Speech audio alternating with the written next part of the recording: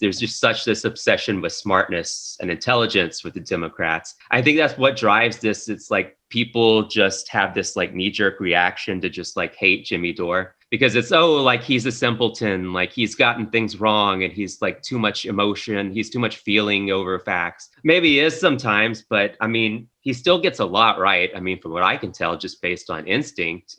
But I think it's this liberal notion, it's of wanting to be smarter, not even of like, first and foremost, we get things done, but just wanting to be the smart ones, wanting to feel smarter than everyone else, which I think like kind of drives some of this. I have my issues with Jimmy Dore. I think the most value he's had is... I mean, he has on genuine radicals, Abby Martin, and, has stances on things like Venezuela and some other things. Right. Yeah, I know. And there's a lot of stuff that I've seen him cover that has gotten ignored elsewhere. And he's had even guests. I mean, he's had my guru, Thomas Frank, on his show a couple of times. And Guru, I think Guru is more of a personal relationship that I'm making it sound that I have with Thomas Frank. Me and Thomas Frank don't know each other. I'm just obsessed with his work. Don't do like yoga together or whatever? No, no, we don't sit in a room with a singing bowl and incense together. No. Speaking of liberal, I don't know, preoccupations. Yeah. Actually, those kinds of activities are things that Thomas Frank wouldn't be engaging in anyway, and that's part of why I love him. But no, so all this to say that no, Jimmy Dore, I think the thing he was rightest about that he needs more credit for in retrospect is the need to take an overtly oppositional, confrontational stand with Democratic leadership. Because Democratic leadership, Obama to Schumer to Pelosi, anyone else in that really deeply entrenched Beltway circle, it seems like their main focus is to make sure that their brand of quote unquote leftism is the absolute limit, the dam, like the wall where anything beyond that stops. Like they are there to represent what is acceptable as far as leftism, and everything beyond it is just not. And hardly go a day without criticizing, without shaming, going after figures who are farther to the left of them in some way, considering them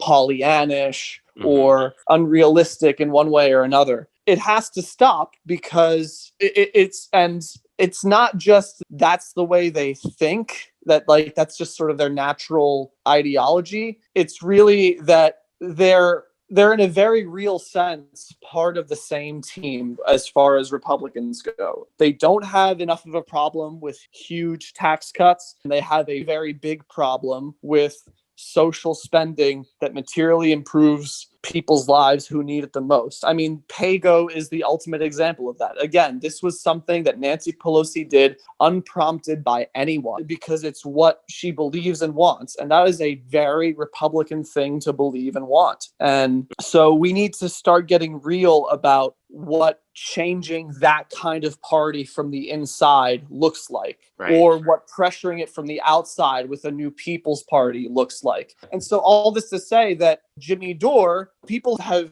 been upset with how aggressive he has been towards them, but in retrospect, he's had a track record of years of speaking very aggressively towards them, and increasingly it seems warranted. So even if you don't want to speak as aggressively as Jimmy Dore, you need to think.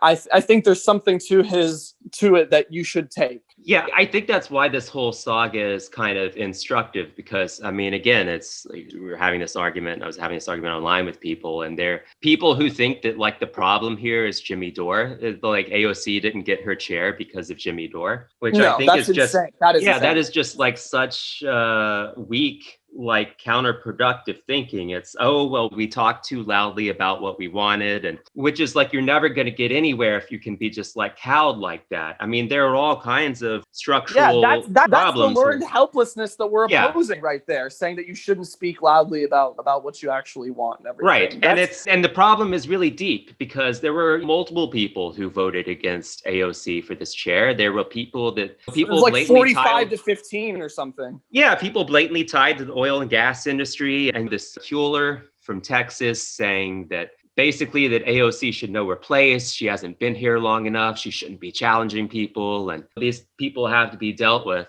And you can't do that if you're too worried about sounding too much like Jimmy Dore. If you're fundamentally worried about I don't know, like watching every word you say and having to have some kind of deference to people like Nancy Pelosi or anyone else. Yeah, I mean, she wanted these seats when she started, and according to that American Prospect article by Alexander Salmon that details this saga, I think it's called The Establishment Strikes Back. I recommend anyone listening to check it out because it kind of details exactly the process that went down. She wanted these seats when she started, and they're like, "You're a freshman, you can't get them." She was like, "Okay, well, I'll come back next time. I'll come back next time and it'll work." It's not because you were a freshman, it's because you're you. It's because you're AOC, the Democratic Socialist from the Bronx. They don't want that person in this kind of position of control, period. It's not they're always gonna find a reason to deny power to someone.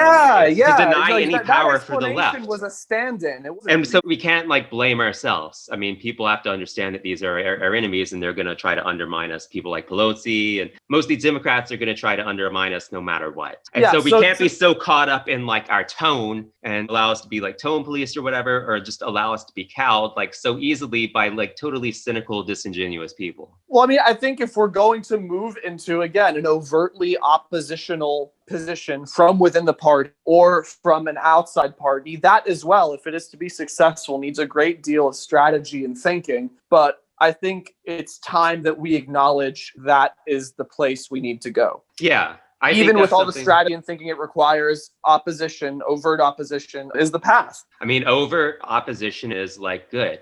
We want to define it's clarity. The sides. It's clarity. Yeah. And it's that's cards on the table time. And that's what's going to help the movement is if there is that clarity and people know what's going on and they could take a side and feel confident about it. Instead of just feeling like people on the quote unquote broadly defined left always feel, which is that they're always going to be let down and betrayed. And so, yeah, I mean, whether it is with other third party candidates or a new party or whatever, that's a big part of it is building the narrative and really delegitimizing this liberal opposition, which is never going to help us. But just to wrap things up, I guess my thoughts would be maybe kind of bad reasons to take a side in politics or bad reasons to define your politics. Standing for your favorite podcast host, just because you take one person's side over the other in some turf war between podcast hosts, or just these parasocial relationships with politicians. You can't be so in love with AOC and the symbolism of AOC that you're afraid to criticize her if